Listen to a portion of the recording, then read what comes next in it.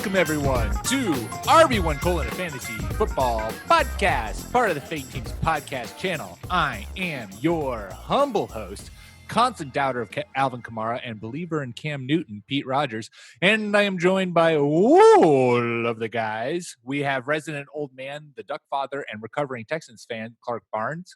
The working girl, Jordan Love superfan and offensive line expert, Jordan Smith.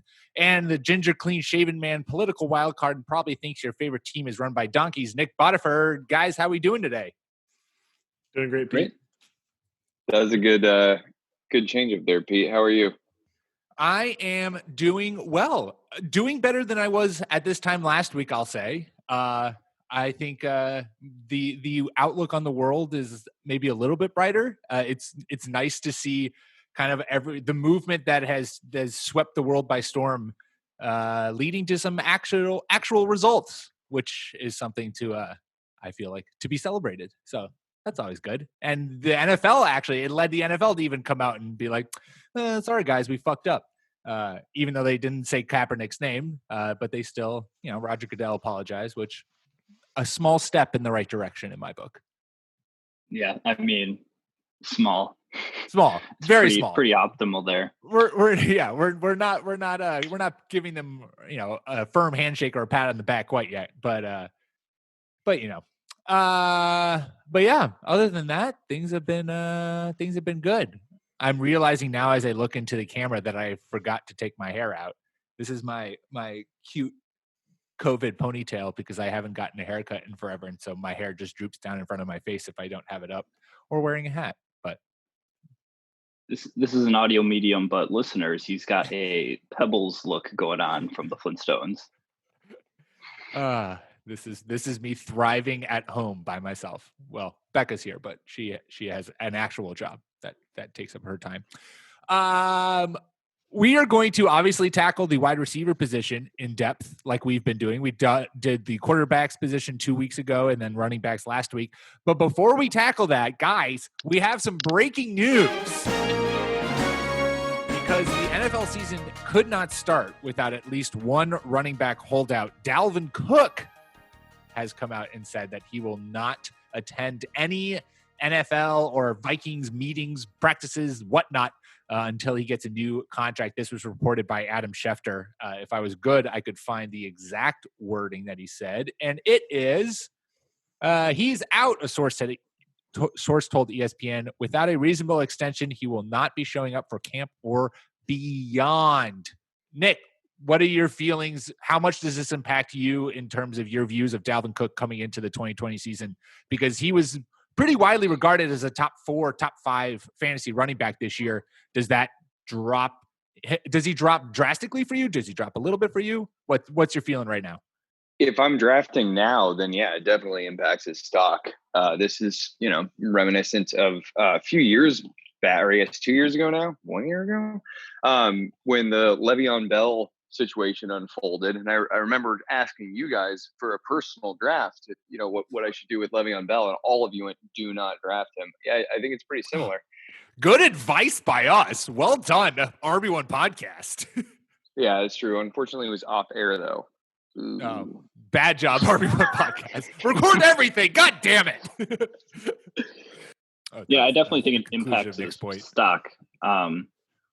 It's just because I don't think that, given the Viking system, the way they want to run the ball and the way they've accumulated running backs to kind of back up Dalvin Cook, because he's had an injury history, so to speak. So I think if he really wants to play hardball with them, they're going to be like, well, we got other guys we can plug in here. We have a lot of money going into the quarterback and wide receiver position with Adam Thielen and Kirk Cousins. So I don't know if Dalvin Cook has a whole lot of leverage here.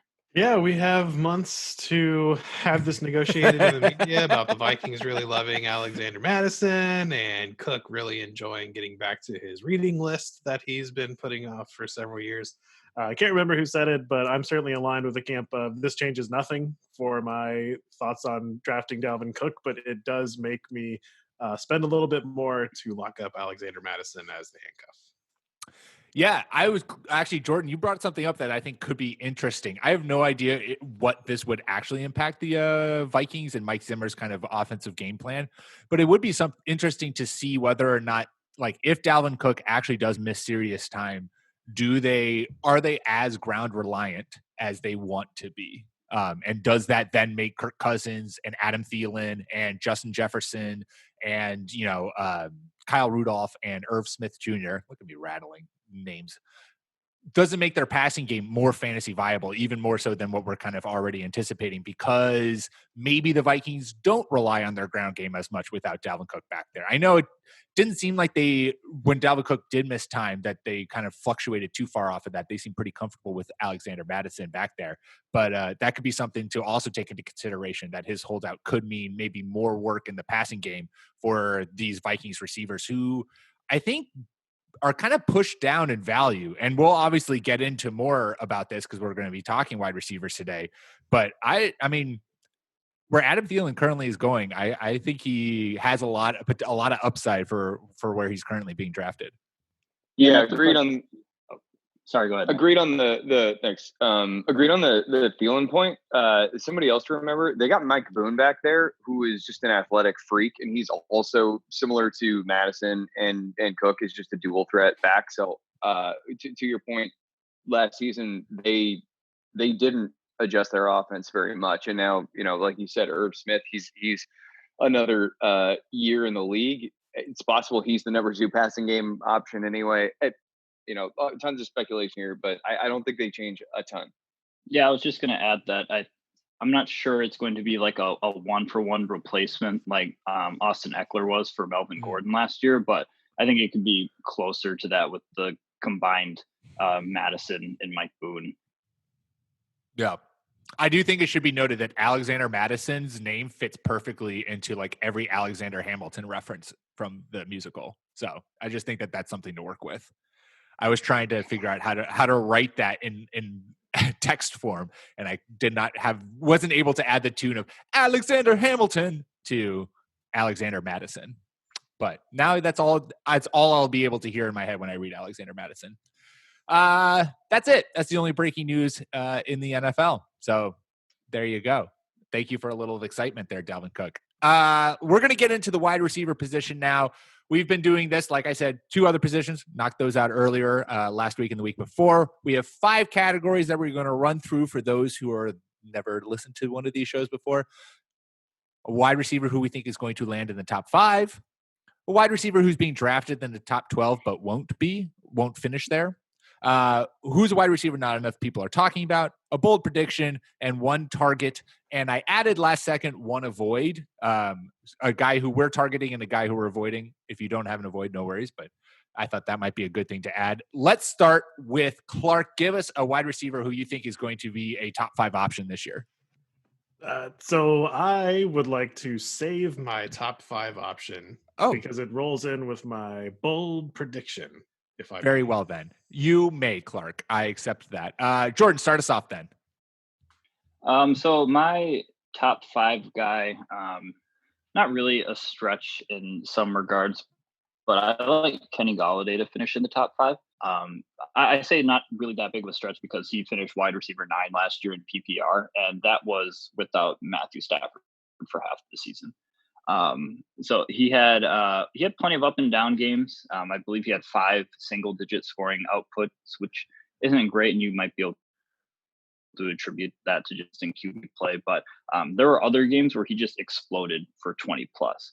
And part of this is just Kenny Golladay continuing to progress and become a better wide receiver for the Lions. But also it's just, if Matthew Stafford can stay on the field and be consistent and continue to build with Kenny Golladay. And I just think that would be a great, I don't foresee Marvin Jones Jr. taking that huge of a chunk, but especially down the rest of the roster with Danny Amendola being another year older. And like their other biggest wide receiver acquisition this year was like Geronimo Allison, which isn't like a threat to anybody's statistical output. So yeah, King Golladay. Yeah, he's currently going, according to Fantasy Pros kind of collected ADP, For PPR, he's going wide receiver 8, which I think is fair. I think he is. That's a good one for a top 5 guy who maybe is not a name. I think a lot of people obviously know the name of Kenny Galladay, but when you're listing, if I were to like rattle off who I think will be a top 5 receiver, he's not necessarily a guy who I would think of, but I think it's certainly an option to finish there. I obviously big Matt Stafford fan, and this Lions offense we've seen be plenty explosive when everyone's healthy and everything's working. I think Marvin Jones is also a guy who's being underutilized or spoken about. That's not the way to say it, but underappreciated currently in fantasy. So I think that whole passing game could see a boost with a healthy Matt Stafford through all 16 games if that happens. Yeah, the question with the Lions is just how much will all of this amazing talent be held back by a stubborn, air quotes, defensive-minded head coach? Right. That's a perfect segue into Nick now telling us how everything we've said is hot garbage. This is trash. No. So I mean, I do think Patricia's an idiot, but they still like I've said this already. He understands play action and deep downfield passing is awesome, but he thinks you have to run well to do it. So all that being said, I'm excited by the way we're starting this off. Last week we had Clark with a very bold prediction as his top 5 start. I think we have another one here with Jordan's. I don't think that Kenny G will be able to finish that highly, but I do think he is that kind of a talent. So I love the bet. Something interesting, and you know, as always, stop me if you heard this before. One of the things that the ETR guys have talked about is if you go over the last 16 games, Marvin Jones's like catches, yardage, and touchdown numbers are nearly identical to Babytron's. So for me, I'm taking Marvin Jones later on at half the cost and hopefully getting almost the same player. Nick, why don't you give us a guy who you think is going to be top 5 option this year? So a little less bold. I'm going with Amari Cooper. I think that possibly counter to what many may be thinking, I think the addition of CeeDee Lamb really helps him.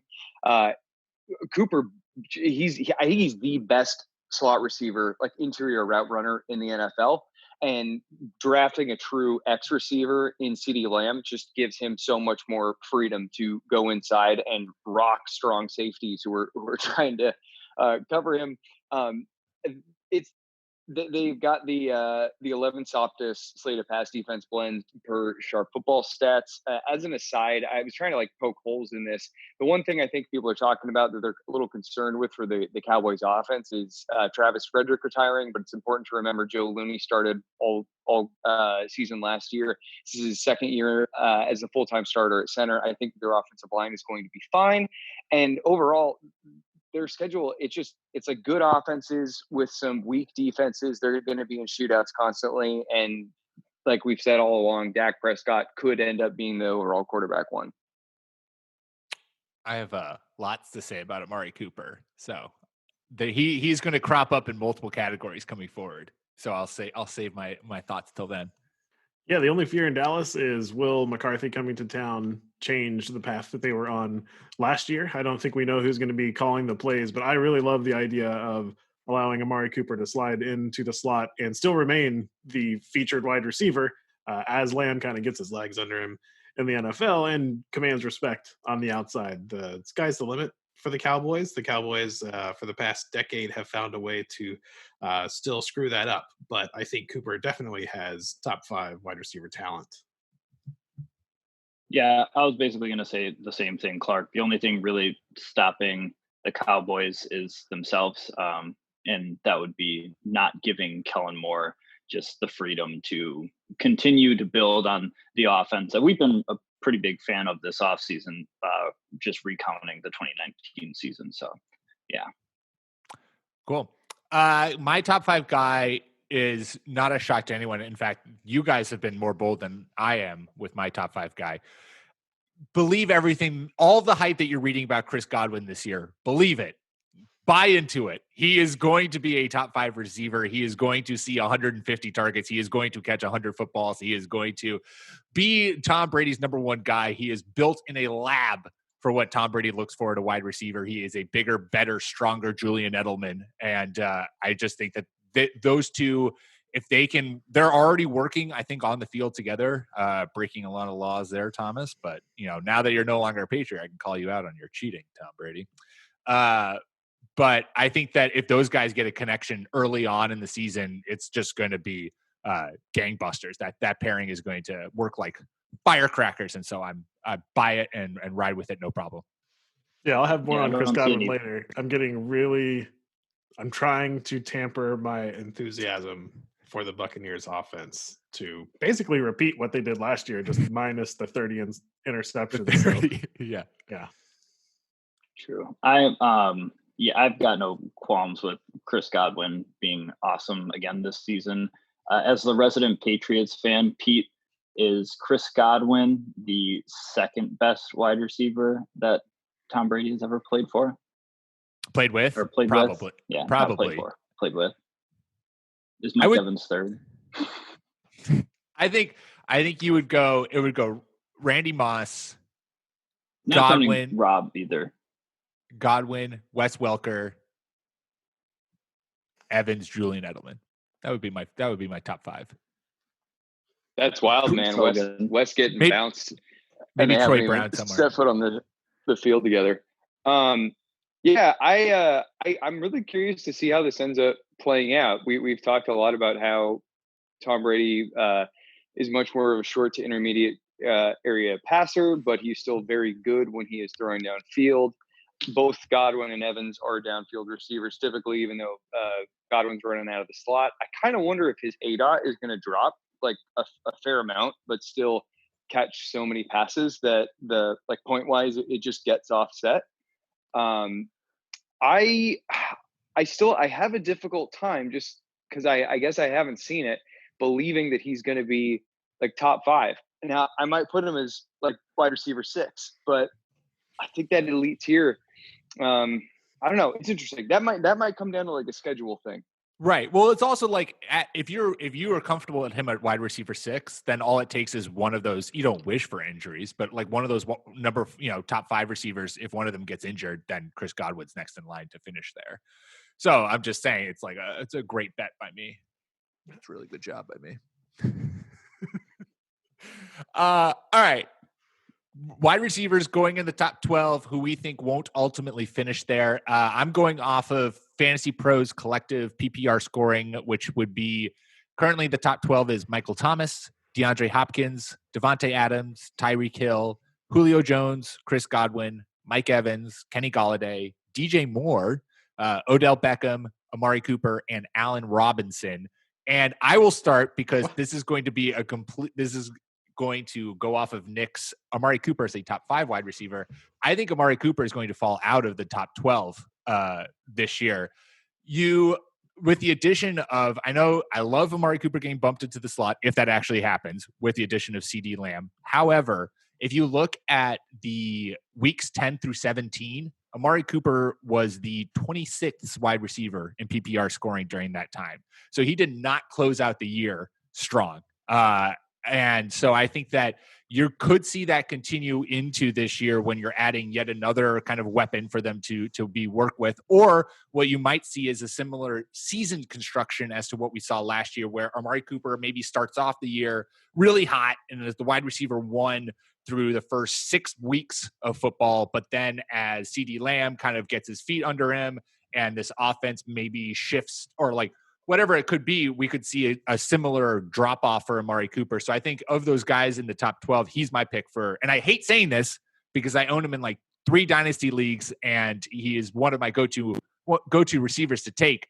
But I could see him falling out of the top 12 this year because of what we've seen in the past to finish last year and given the kind of young talent that has been added to that offense. Question. I'm going to have to cut this out too. You said you use Fantasy Pros for your list? Mm-hmm. Did you use the average draft position 2020 rankings consensus? 2020. I don't think I have several of those guys in the top 12 if I'm reading this list. Wait, did I read the wrong? No, I read the right thing. Did I read the right thing? Yeah, I read the right thing. This is average draft consensus 2020 PPR scoring for wide receivers on Fantasy Pros. Well, regardless of which list you're using, I respectfully disagree with your Amari Cooper take. And it pains me Thanks, as Mark. a non-Dallastonian Texas person to say this, but I think the Cowboys are going to be really good this year. Yeah, there is a slight difference in the ADP list of half point PPR and PPR. That might be the issue there. But I think a lot of Cooper's slowness, I guess you might say, towards the end of last year was that he was dealing with a plantar fascia issue, and anybody who's had that injury can tell you how much it sucks. Hopefully, he's fully healthy now, and I already laid out my argument in my opening statement, but I think this one could end up being a pretty fun beer bet at some point. Yeah. I'm in. It's bold. I like we'll it. mark it down. Jordan, have you figured out what's going on? Yeah, I'm looking at, I was using just a general ADP list rather than switching it to just straight up PPR. When you I feel like Fantasy Pros, they have their under draft standard research. Well, while we're figuring all that out, I will throw my rather uninteresting, I'm not very enthusiastic about this pick out there, and it's DJ Moore. I think that he's excellent, and he's going to take another step forward, but just so many unknowns with the Panthers offense, not needing a whole lot out of Bridgewater, and that receiving core to go to a middling 7-9 season. I just feel like I don't want to talk anyone out of DJ Moore, but just looking at the top 12, other than Allen Robinson, who wasn't on the list that I looked at, boy, Moore seems like the kind of fish out of water in this one. Yeah, 9 seems 9. I love him too, and he's again another. I got dynasty shares of him, but 9 does seem a little rich for him, in my opinion, in terms of PPR scoring currently. Yeah, I was actually going to try to make a case for DJ Moore as being somebody who's going to be in the top 12, but I just couldn't find anything to help back that up.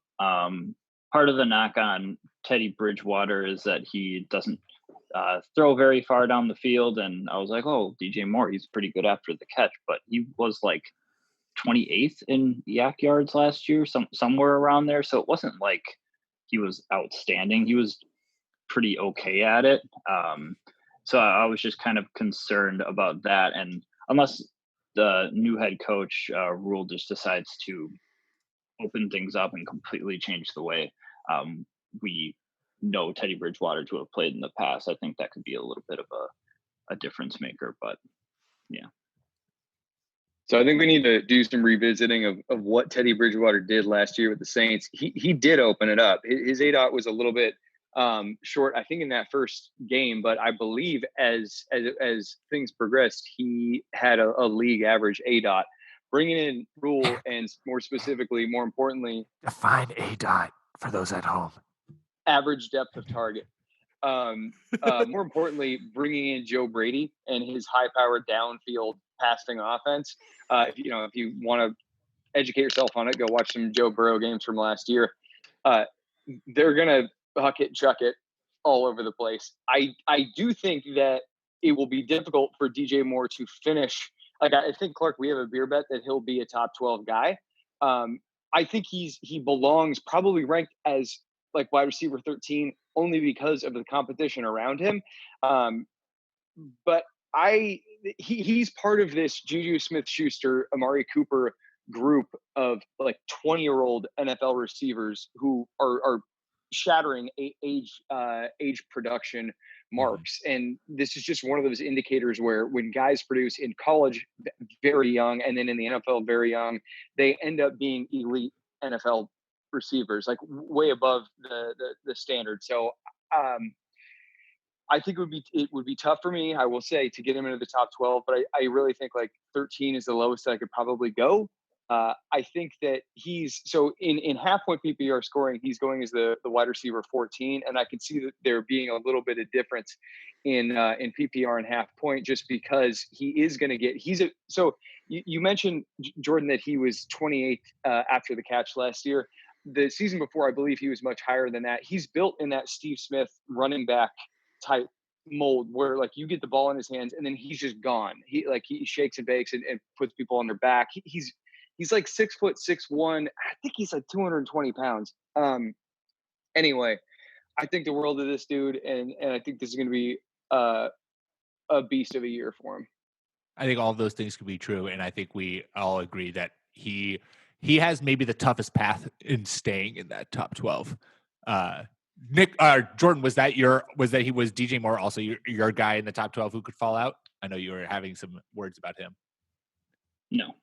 Okay. Would you like to share who you think is going in the top 12, who won't be in the top 12?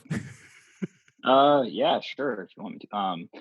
No, my list was a little bit different. It had AJ Brown going in the top 12 at 11, which I thought that's a little bit too high for a sophomore wide receiver on a team that likes to run the ball. I know he finished the season pretty well last year, but part of my thinking is that him being projected as a wide receiver 1 is a little bit high. Wide receiver 2 would be a little bit better for me. I would consider him at the top of the second round. And he finished wide receiver 9 last year in standard, but 21 in PPR leagues. So he was pretty good, depending if you're playing on a basic standard scoring leagues, but hopefully you're getting some sort of pass per reception points. Again, he was fringe, and if he starts to get a lot more CB1 attention, I think that can impact his scoring output. I thought who knows if Ryan Tannehill. Oh, sorry. I thought you said AJ Green at first, and that's why I had such a strong reaction. Because I was like, wow, AJ Green going in the top 12. Now that is bold. But I also agree with you about AJ Brown. I feel like he is also someone who, you're right, that there's so much up in the air about this Titans offense as to whether or not they're going to be able to, like, basically, can Ryan Tannehill be what he was last year? And I don't know. But that's what Brown's fantasy value is going to rely on. Or will the Titans ever play an entire season? Right. They finish strong every year, and then we forget that they're terrible for the first 8 right, games. Exactly. For the first, can you deal with 10 weeks of kind of shit? And then for the fantasy playoffs, suddenly they become the best team in the NFL. But I do believe that Ryan Tannehill is the best quarterback they've probably had since Steve McNair. So it will be interesting to see what they can do. So I think AJ Brown is going to end up being in the changing of the guard of the elite wide receiver bundle. And I don't know if anybody here is going to really disagree with that. I'm talking about like the Julio Jones, like 10 years of just absolute dominance kind of a thing. His yards per route run were top 3 in the NFL last year for, I think that's Sports Info Solutions. Yards per route run is one of the statistics that Pro Football Focus has found to be the most sticky year to year and predictive of future NFL success. To do that, as he was a rookie last year, right? This is his sophomore campaign. Yeah. That's astonishing. Yeah. So anyway, he's incredible. And it speaks to, I mean, that high of yards per route run speaks to what it is he can do on a small target volume. I think that it will increase just because he didn't play very much early on. Like, he didn't get very many looks. It took him a while to start getting some actual, some decent target workloads. I don't think they're going to make that same mistake. He's going to come out as the alpha in the passing game this season. He still will play on a low volume passing attack, though. So I think counting him outside the top 12 is reasonable, but he's going to have some smash weeks. Yeah, sure. Nick, who you have going in the top 12 who won't finish there? So depending on the scoring format, I'm looking at half point PPR. Cooper Kupp. Last year, I do think that his season was hampered by his recovery from ACL surgery. He started the year super strong and then just sort of petered out. And I think that, his knee just probably got worn down.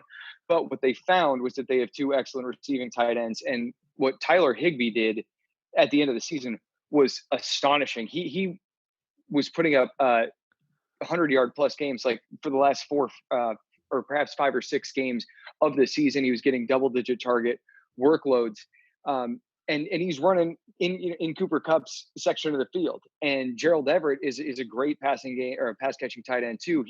Tyler Higbee got time because Everett went down. They've now indicated they're going to stick more with a 2 tight end, 12 personnel set. So Cooper Kupp's his area of the field that he likes to work in, that he does work in, is now going to be clogged up by another passing game option that effectively took all of his targets. Like, Kupp went from being a double-digit target guy to being between 4 and 6 targets per game, while Tyler Higbee was going between 10 and 14. I think that it'll even out a little bit, but I don't think that Kupp's going to finish as a wide receiver 1. And it's also worth worth noting. I'm blanking on the guy's name, but the receiver they took, I think it was in the third round, is more or less his like NFL comparison. Like if you go like the zero line comparison route, he's the same type of like slot receiver. So the Rams Jefferson. also, thank you. The Rams also might be kind of thinking, okay, maybe Kupp's knee isn't good, and we actually need to think long term on this one. Anyway, so Cooper Kupp out of the top 12. Oh, we might need to beer about this one. Could not disagree more. Jared Goff is not a good quarterback, and Cooper Kupp is the guy that gets open immediately against the third cornerback constantly. Kupp finished 7th in points per game last year, and 4th overall. I don't like the overall stats, but still 7th in non-PPR leagues. I think that Cooper Kupp is a lot like Cole Beasley, but he's just on the right team with the right quarterback. He will always be that short option. I don't know. It may change. You're getting a steep discount on Kupp. He is one of the most unexciting wide receivers in the top 12, but I think that he is solidly going to fit in that role if they're like, oh, yeah, I forgot to draft Cooper Kupp. That was a really solid third-round pick. A Cooper Kupp dynasty shares. Say thanks, Clark, for that. Or his knee just like or he's will gonna, not work, and explode. Then you'll be totally right. Which at that point, then it's like maybe we need to do a deep investigation into the Rams medical staff if we're having 2 star players' knees just like explode at a young age. What are we doing there? LA? Yeah, I like the other Rams wide receiver in Los Angeles, so I'll talk about that later. A little tease. Well, make sure you stay tuned because we're going to get to our 3 final categories. But before we do that, we are going to take a quick ad break. All right. We have 3 final categories. We are going to start with a wide receiver not enough people are talking about. Clark, why don't you start us off? So I had a tough time deciding against A.J. Brown's former running mate and the guy who I finally ended up with, DJ Chark. I hate to bet on anyone playing for Jacksonville to do well, but I think last year we saw some absolutely monster. Nick, to take a page out of your playbook, the changing of the guards and the wide receivers. Chark made some absolutely amazing plays with a rookie quarterback who no one was really interested in drafting. He is going as like number 24, 25 wide receiver right now in best ball drafts. And I think that he's just going to be kind of an under the radar, solid, 4th, 5th round pick that could just win your league for you. Yeah, I like this one a ton. And, point of pride for everybody here on the podcast. We were all pretty much on board with him when he broke out right away last year. What's not to love with an athletic downfield receiver who breaks out early in his like second year at a young age, and he clearly has a stellar connection with Gardner Minshew. That alone could be a massive factor for the 2020 season. We don't yet know what training camps are going to look like. Established connections are going to make players a lot more valuable, and I think that riding the Minshew Chark train will pay dividends this year. And the Jaguars, even though they drafted, and I forget what his name is, the Colorado State wide receiver, even though they drafted a wide receiver, it's still like this DJ Chark is the number 1 guy there. Like they didn't bring anyone or do anything to like really challenge his position in that offense. So he's going to be walking into a starring role, and he certainly showed that he could produce at a high level. So I like that. Yeah, Chenault had like pre-combine surgery. I don't want to speculate on what, because I can't remember it off the top of my head. But so I don't even think he'll be a real factor in like the first half of the season, combining that with him being a rookie. I was going to make a case for Chark to be a player to avoid this season, but when I was looking at it, I was just like, you know what? He's like clearly the guy in Jacksonville. Built up a pretty good rapport with Minshew last season. And he kind of had that progression of what you want from a wide receiver, like rookie season, kind of a flop, but then he broke out in his second year, and hopefully he just builds off that in the third. And 24, wide receiver 24 feels right for him. So like that's the thing too, where it's like he could maybe there is some risk with him. Obviously, we all recognize that, but he's not going so high that you like really have to balance that risk out. 24 feels like in the right range where you're like, yeah, I understand there's risk, but he's got a lot of upside. He's got top 10 upside easily, and that 24 wide receiver spot kind of balances everything out and is like right where I'm comfortable taking him. Nick, who do you think not enough people are talking about? Well, I came into this with 3 different names just because I figured we might have some overlap, but I think I'm going to go. Yeah, I'm too in on this offense. Deontay Johnson, we've talked about it a little bit before, but he's going off the board like late, and like I got to scroll to find him kind of late. He broke out last year playing the X role. He was catching passes from a guy named Duck, and he played phenomenally. He was only a rookie. The track record that the Pittsburgh Steelers have at drafting wide receivers also is just a nice sort of comforting bump of confidence that this wasn't just sort of a 1-year flash in the pan. He's coming up the board. It looks like is across Yahoo, FFC, Fantrax, etc. As a wide receiver 46, I think this guy could push to be a wide receiver 2, or at the very worst, a week-to-week flex option who excels in plus matchup weeks. So getting that guy so late is, in my opinion, a huge steal. Yeah, and I think something that's hurting a lot of the Steelers' fantasy options here is folks forgetting that Big Ben went down early last year, and although he is aging, he is probably not done at least being a serviceable quarterback. He's still okay.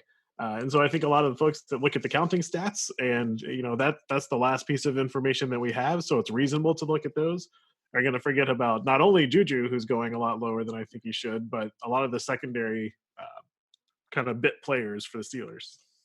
Yeah, I staked my flag on James Washington last year as the wide receiver that was going to come in and be the next Steelers like amazing rookie draft pick that was going to thrive. But it was Deontay Johnson who kind of seemingly took that role. And like you said, Nick, the track record the Steelers have at wide receiver is hard to ignore. And so if you're going to bet on a guy who already produced with Mason Rudolph and Duck Hodges throwing him the football to be able to produce with Ben Roethlisberger, hopefully behind center for more than 3 games. And then ultimately when he gets injured, it'll be Cam Newton throwing the football there. That's a safe bet for a guy going in, almost 50s.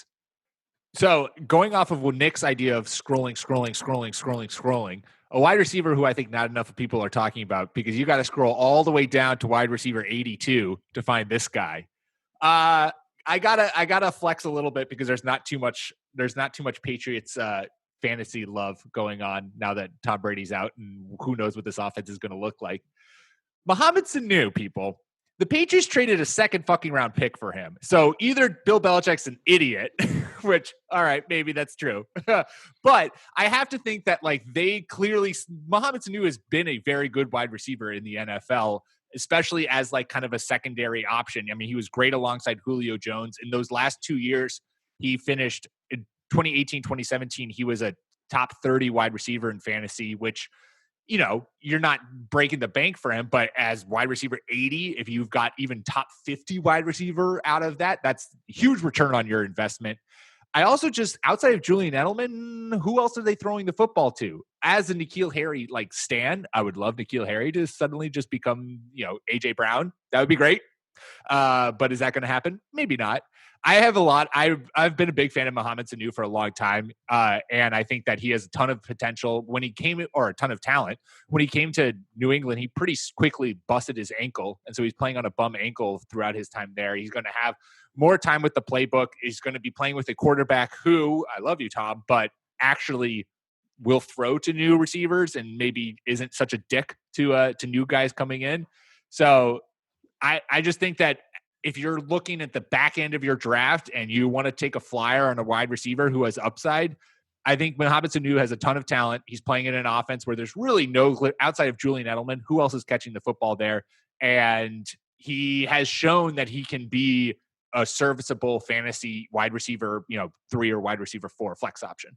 Yeah, looking at the list of ADPs right now, he's kind of sandwiched in between a bunch of guys that are definitely wide receiver 3s, if not lower, whereas Sanu could and probably should start out as the wide receiver 2 for the Patriots, just given N'Keal Harry's lack of showing what he can prove on the field. He's been on the team for a year, obviously, but just being injured last year, I think Sanu has a leg up there. And being at 82, basically an undrafted dude, like my guy who not enough people are talking about is going to be a flyer as well. So why not take a flyer on Sanu? I just like Sanu because you can do fun things like who throws more touchdown passes this year for the Patriots, Mohamed Sanu or Cam Newton? Oh my God! If Cam Newton, please, Bill Belichick, go get Cam Newton. Let's give me a quarterback I can root for. I mean, Jared Stidham, sure, but give me Cam Newton. Yeah. Well, Mohamed Sanu gives you some passing stats there. Name me another wide receiver who does that. Thanks, Clark. So I can see some games this year where Mohamed Sanu does something in the box score, but that's not something I'm going to be betting on. I think the draft capital that was invested in N'Keal Harry at least gives him a 50-50 shot coming out of the gates at taking over the number 2 passing game role. Obviously, Julian Edelman's going to be a target hog. I hope that we get to see something in the preseason that will make me feel a little bit better about this. I don't know if we're even going to have a preseason. But I think at this point in the draft, there's the argument to be made of, well, it's probably your final pick or that you're taking this guy with. So like having a strong opinion is a little silly, I guess, on my part, but I'd rather be taking a guy. I was ready for Nick to die on this hill that you do not use your last pick on Mohamed Sanu. I would just way rather grab somebody like the guy. I've been filling my time with mock drafts here, and my final pick, I keep ending up with Raekwon Armstead, and we talked about him last week. But anyway, it's the wide receiver show right now. Have fun with Sanu. This is your guy. You go so get him. Condescending. You do you, buddy. Jordan, who's the wide receiver that you think not enough people are talking about? Who's your free agent go get? So this guy is probably someone you don't even have to draft. I guess just put a flag on him on the watch list for whatever fantasy football app you might be using. And it's going to be Scotty Miller for the Tampa Bay Buccaneers. A lot of you might not have heard his name. I think I brought him up before, Jordan, though. You have. I have and now I'm just doubling down on it because I just want to be right on another deep cut. But a lot of this also continges on whether or not we are like a year too early on the Tampa Bay Bucs offense. Cohesing together outside of the people who are just generally going to produce like Mike Evans and Chris Godwin. But right now he could be just easily the wide receiver 3 there. He is a speedy deep threat. So per relative athletic score, he has elite speed and good explosiveness. I believe his 40-yard dash time was like a 4.38, which is pretty good. And despite Tom Brady's age, we've discussed this already before. His deep ball accuracy is still pretty good to elite. Like he was actually very good about it last season. Another thing that we like to look at it for wide receivers, especially, is player profile breakout age. Scotty Miller's is sitting there at 19.1, which is very nice. And of note, we already know Tom Brady has been out playing catch with wide receivers, taking snaps from their starting center. Scotty Miller was one of those wide receivers that was already putting in work with Tom Brady despite the pandemic. Again, he's going cheating super. Tom Brady. He's going super undrafted, not on a lot of people's radars. He is a late to last round flyer. He does have slight competition in Justin Watson. I'm not really counting Tyler Johnson because I don't think he does necessarily the same things that Scott Miller can do. But last season, I was trying to keep an eye on him because I had him in a few dynasty leagues. And Bruce Arians, he was talking a lot about Scotty Miller. He was saying stuff, in regards to him stepping up when Brashad Perriman got injured. And he had a few games where he showed what he could do. He could very well be a nice little streaming option for those in your leagues who might not even know who this guy is. Yeah, and I know that we're all supposed to be very sensitive nowadays, but Scotty Miller, we'll say, shares a profile of some of Tom Brady's favorite wide receivers of the past. Small white guys? I did not say that, Pete. That was sorry. I can't be held responsible for you Sorry. guys Yeah. stuff like All that. right. Let's move past this. So I like Scotty Miller. I like Scotty Miller as a player. We talked about him quite a bit when the Bucks had like 3 wide receivers pull their hamstrings within the span of 1 week last year, which almost kind of just thought Arians was like, hey guys, let's not get the good guys hurt. Said the B team out there. But anyway, Miller, he's a talented player. I love the breakout age. I do think, correct me if I'm wrong here, I can't get the SIS data hub that's not being my friend right now. I thought he was primarily a slot receiver, Jordan. Is that accurate? I think he ran routes like behind Chris Godwin out of the slot. He wasn't on the outside. Okay. So, I mean, that's the only thing. Like, I think that I think he saw it. I think that on a team that didn't have Chris Godwin, he could be a contributor. But yeah, I guess at this point you're drafting him as a hopeful, like wide receiver handcuff kind of a thing. Yeah, basically. It's like if you somehow backed into Chris Godwin and Mike Evans, you might as well seal up the rest. Love it. Love it. What other podcast is going to give you a deep dive into Scotty Miller, the like 5th string wide receiver on the Tampa Bay Buccaneers? I feel like in our in our quest to get like a player to join the show as a guest, I feel like Scotty Miller is our best bet. as someone who needs to boost his profile a little bit, and so our tens of listeners will now become Scotty Miller fans when we convince him to come onto the show. Bowling Green State University's pride and joy. Oh my gosh. All right. Well, we're going to reach out to Scotty Miller and get him on the show. All right. 2 categories left. Bold predictions. Nicholas, why don't we start off with you? What's your bold wide receiver prediction for this year? So there were a few that I was kicking around, but the ETR guys have been convinced on this one. Calvin Ridley outscores Julio Jones this year in across fantasy formats. So on the Strength to Schedule show, we talked about how difficult of a schedule the Falcons have this season, and it's no joke. They face some really tough pass defenses, especially. But here's that. They also don't. That's that's the other side of things. They face there's so much of the schedule is, and I got a lot to say on this, but there's so much of their schedule is good offenses and whatever defenses, like Seattle Seahawks, Dallas Cowboys, Carolina Panthers. The Panthers, they couldn't even use a single pick this year on an offensive player. They went entirely defense because that's how bad their defense is. Detroit Lions, just throwing some shade at the Patriots number 2. The Oakland Raiders, and then you've got these like forced shootouts with playing the Saints twice, the Chiefs once, and the Bucks twice. Those are good defenses, but and strength of schedule is very important as an X factor. However, when we're talking about these elite guys, especially for wide receivers, target load is everything. If you get opportunity, that's how you end up producing.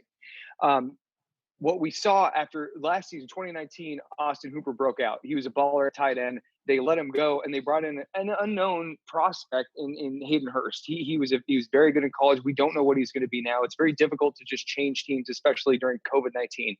As far as the running backs go, Gurley is going to be siphoning off pass catching targets, but the knee is a factor here, and his usage overall is a factor too. Maybe they run him out there 30 touches a game. Maybe they don't. But what I know is that Russell Gage and Laquan Treadwell are not going to be stealing targets as far as the wide receiver core go. I think Julio Jones could still lead the team in targets. He is a little bit older. I got laughed at last week when I said that he was 31, but I think that he's Calvin Ridley he's going to be in the slot somewhat. He does run a lot of routes on the outside, but this offense is going to be forced to pass the ball a ton given game script and being able to take advantage of some of these weak defenses. And they don't really have – the only 2 established people they have to throw to are Julio Jones and Calvin Ridley. And I think every year Matt Ryan ends up throwing like 600 pass attempts. Like they're top of the league every single season. So anyway, this is it. Calvin Ridley, he's breaking out, beating Julio Jones. Yeah, I was going to where was I going to have it? I don't think I was going to have mention him in my top 5 guy, but dude, Calvin Ridley I think is a wide receiver, like could be a top 10 fantasy wide receiver this year with very little effort on his part. I think he's a wide receiver 1. Yeah. I like it. This is an incredibly bold take, but I say that with all the respect in the world, because this was something I almost said was like, because I was looking at wide receiver pairings and I'm like, which of these wide receivers might outscore the presumptive number 1? And I was like, Calvin Ridley, but I wasn't bold enough to have that be my take. So hats off. Clark, give us your bold take and your top 5 pick at wide receiver. So last week, I said that not only was Nick Chubb going to finish in the top 5, that he was going to be the number 1 running back in all of fantasy football. And this week, I'm going back to the Browns, saying Odell Beckham will finish as the wide receiver 1 for those fighting Cleveland Browns. I love it! Odell's got immense talent. I think that everybody was expecting the Browns to take off last year, and they just couldn't because of their inept leadership. Everyone that has listened to this podcast 6 times knows that I am a huge fan of the zone run, zone read play action football. That makes Jimmy Garoppolo look like a quarterback 1. And I think that Baker Mayfield's a lot better than that. Odell Beckham streaking down the field with only 2 people on him and getting 20 shots like that this year. I just can't imagine him not finishing number 1. So I'm back on the Odell Beckham train. He's barely going inside the top 10. He's my number 1 target. I love it. I'm all aboard. I'm with you, Clark. Yeah, man, you king of the bold predictions. I love this. Last year we talked about Odell Beckham Jr. scoring 20 touchdowns. Like we were wondering. Now you weren't. I think you were doing this, but we're wondering if he could break the record. That was definitely this guy. If Odell's going to break Randy Moss's receiving touchdown record last year. Yeah. God, I mean, drunk on hype. The way that they're changing the offense now, play action heavy, they're going to be taking deep shots while featuring Nick Chubb.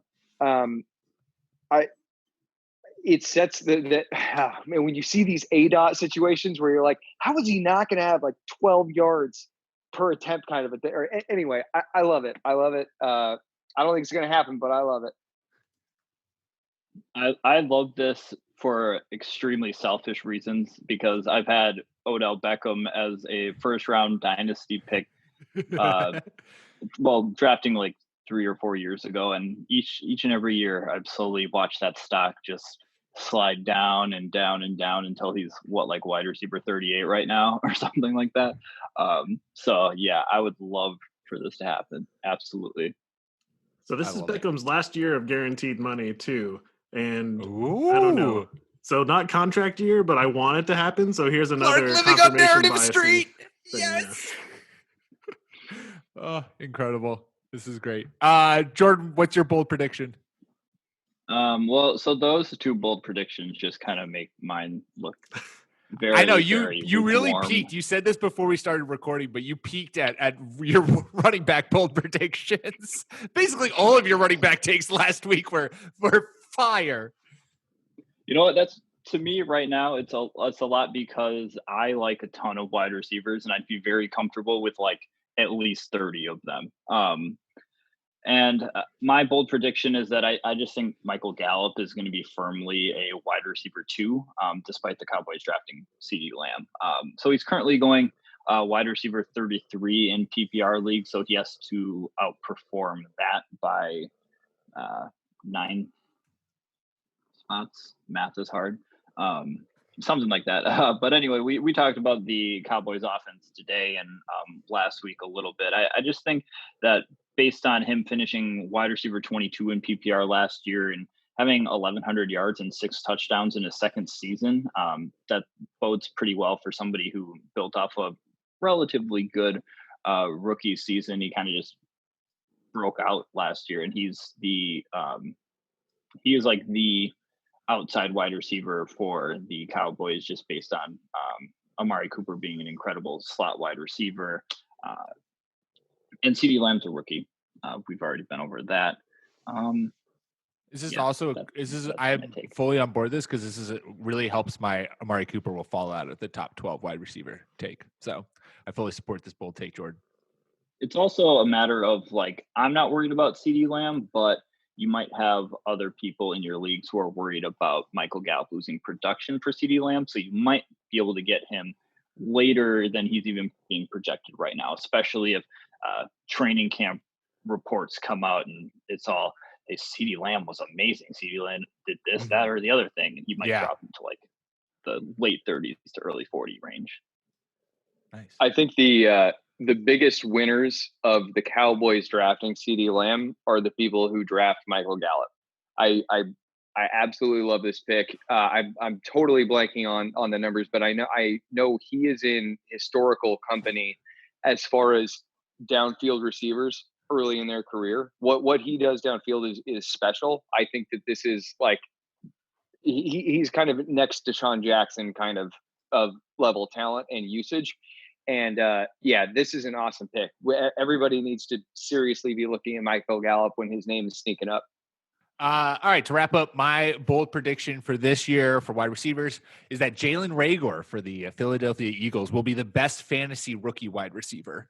I just think that he's walking into the most opportunity, and we've already seen someone who can stretch the field, what that can do and how that opens up Carson Wentz and utilizes Carson Wentz. I mean, we talked about this when we were talking quarterbacks, that Carson Wentz with Deshaun Jackson last year for those like 2 or 3 games was just absolutely unstoppable. And I think Jalen Reagor coming in as a rookie, coming into a wide receiver room that is basically barren. I have no faith in Alshon Jeffrey doing anything uberly productive. That I think this is Reagor is going to be the number 1 receiver here. Every other receiver is stepping into some sort of outside of, I think Henry Ruggs is the only guy who I think could challenge Reagor in this and could destroy my bold prediction. But you're working with Derek Carr versus Carson Wentz, and I'll give I'll break in Carson Wentz's favor. What's so funny is there are like a million names, honestly. If we all sit down and look at the like 12 elite wide receivers that came out of this draft that we'd have to seriously examine. I considered Reagor for this slot too. They very clearly, we've discussed ad nauseum. We had one game last year for the first time in Wentz's career where he had a legit downfield threat, and it was Sean Jackson. He put up, I think, 80 yards and 2 TDs. They clearly want to boost that area of their passing attack by bringing in Reagor, drafting Hightower, bringing in Marquise Goodwin. On top of all that, I think Reagor's competition is both Goodwin and an injury to Deshaun Jackson. I think that he's an awesome, like this. Okay. Reagor is the guy who I would want to draft instead of Mohamed Sanu. Give me this as like my final pick, because this guy, he could give you a nothing or he could give you a home run. I don't think, except Sanu he's going wide receiver 45. So, I mean, okay. So where is that in a draft over? I mean, I have to imagine that means that he's not being drafted in some leagues. Let's see. You keep talking. 134 overall. Okay, so 134. So it's like 10th or 11th round, I guess. But still, anyway, But back then, that's basically free picks, anyways. Yeah, I think this is a good one. Now, he is just going to sit on your bench for a bit, and so this might be a dude who, like Jordan was saying with Scotty Miller, you just look at him on the waiver wire, you keep an eye on him. But I think that there is a ton of potential points to be scored. Cool. All right, well, let's wrap it up. Let's give number 1 target and a receiver, number 1 receiver who we're targeting, number 1 receiver who we're avoiding if we got it. Jordan, we'll start with you. Rattle them off, baby. So somebody I'm just trying to grab in a lot of redraft leagues is Robert Woods. We talked about Cooper Kupp a little bit earlier. He finished wide receiver 14 last year in PPR, and he's currently going, I believe this is still correct. Let me make sure I have the right list. Yeah, wide receiver 20. And this is a guy who's not going to have to split targets with Brandon Cooks anymore since he's out of the picture. That frees up about 72 targets. That could be distributed to Kupp, Higbee, what have you. But I just think having a less dense wide receiver room for them is pretty nice. And one of the crazier stats I found was that Robert Woods only had 2 receiving touchdowns last year, which I think is pretty goofy considering how many targets he had. I think he led the team in targets by the end of the season. So if he can get a positive touchdown regression, then that just automatically boosts his point totals in stock. I don't really have anybody that I'm avoiding. Clark, who you got? Just because we haven't talked about him and someone I'm really interested in, DK Metcalf, I think, had an amazing year last year, really exceeded expectations. People were worried that all he could do was be giant and run downfield really fast. Well, it turns out playing with Russell Wilson, that's all you really need to do. So I would love to see him take another step forward. I'm showing him going in like pick 78-ish range. So that means you have to jump up and get him in the 5th. And I would be really excited to have that. A couple of my avoids, which it breaks my heart to say it, Mike Evans and what's his name? The other incredibly good guy that I'm blanking on. Mike Evans and not Galladay, Godwin. Not because they're not fantastic and not because I don't think Tom Brady's amazing, but I hate having 2 amazing players on the same team and having to ride that roller coaster each year or each week. It's just a headache that I want to avoid with all these other guys available in that range. I just don't want to mess with it, so I'm being lazy. But I'm just avoiding both of those guys. So to just sort of slyly attach my name to a couple people without actually talking about him, AJ Green and Will Fuller deserve honorable mention here. The guy that I'm going with, I have to give credit where credit's due. I was doing my thing, looking through all the recent Silva tweets, and I found something kind of interesting. Evan Silva was talking about Adam Gase being the odds-on favorite to be first head coach fired, and he was doing this by talking about their first 10 games. And this got me thinking. So for weeks 1 through 10, Bills, Niners, Colts, Broncos, Cardinals, Chargers, Bills, Chiefs, Patriots, Dolphins. All of these teams are going to outscore the Jets. But what that means is that they're going to be in a passing game script constantly. And with this COVID-19 era that we have going on, quarterback, wide receiver connections are going to be more important than ever. I'm kind of thinking we have a breakout year from Jamison Crowder. And he's always been a floor guy. He's always been like hey, you take him in PPR, he's safe. He'll get you like 5 catches and 60 yards or whatever. I think he could actually have kind of a blow up year. The stage is set. I mean, Chris Herndon, he's got all the talent or the potential in the world, but he's gotten DUIs and he keeps pulling his hamstring. Denzel Mims is a rookie. And Quincy Enunwa, I mean, I haven't heard from him in a year. I think Crowder might get like 15 targets a game. And on that kind of work, I think he could seriously work his way into like real deal wide receiver 2 territory. And he's currently in half point PPR coming off the board as the wide receiver 48. Yeah. Crowder somehow had 800 plus receiving yards and 6 touchdowns last year. Don't ask me how that happened because it did. Do you have any? Remember that first game he had last year where he had like 14 catches? Maybe he all just did it in the first week and then just coasted for the rest of the year.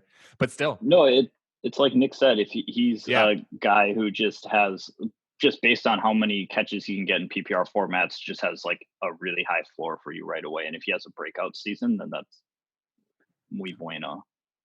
Do you have any avoids, Nick? Anyone who you're avoiding? Half the receivers. Everyone. I'm so particular about this. Yeah. I was trying to really find. I mean, Cooper Kupp is like the guy that stands out to me. Yeah, that's fair. Wrapping up my target, Terry McLaurin was incredible last year, obviously as a rookie, and his last 3 games with Dwayne Haskins, he averaged like either 80 yards or a touchdown. I mean, their connection seems to be there.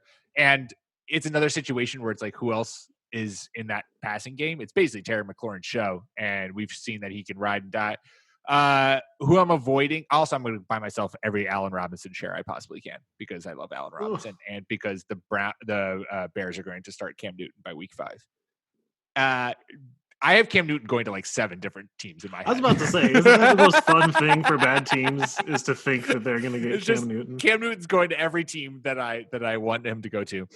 I'm going to avoid Jarvis Landry this year. With the Browns' emergence, we're talking so much about Odell Beckham. We're talking about their dual tight ends.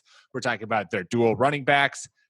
Also, Landry had hip surgery, which is that going to be what's he going to be like after that? I don't think it's going to be huge, but if I had to pick a wide receiver who I'm avoiding, he's also going. I think he's going like within the top 20 as a top 20 wide receiver, and that's just a tiny bit rich for me. There are other guys in those kind of areas where I'd rather go.